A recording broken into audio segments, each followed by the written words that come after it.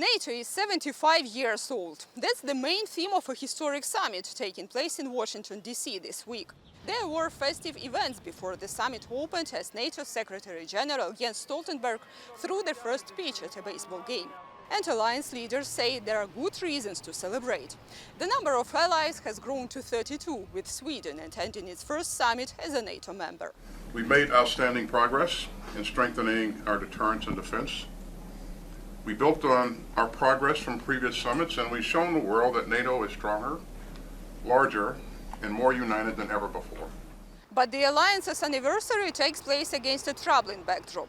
Russia's war in Ukraine is at the top of the agenda, as Moscow draws growing support from allies like North Korea and Iran.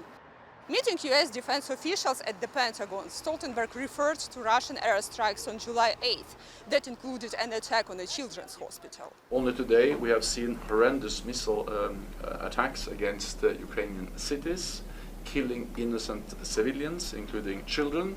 I condemn these heinous attacks. NATO leaders are expected to make concrete offers of support for Ukraine, including military supplies, training and logistics. The allies will solidify a plan to provide $43 billion in aid to Ukraine in 2025, and they will discuss a so-called bridge to membership for Kiev. But a definitive timeline has yet to be discussed. Meanwhile, there is deep uncertainty about what role the United States will play in the alliance, depending on the outcome of the presidential election. The possible return to power of Donald Trump, a NATO skeptic, has some allies worried, and there will be close attention on President Joe Biden, who is plagued by concerns about his age and abilities. The White House tried to downplay questions, suggesting NATO allies might share those concerns.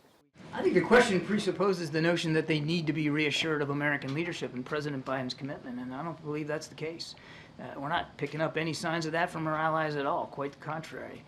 The conversations that we're having with them in advance, they're excited about this summit, they're excited about the possibilities and the things that we're going to be doing together specifically to help Ukraine.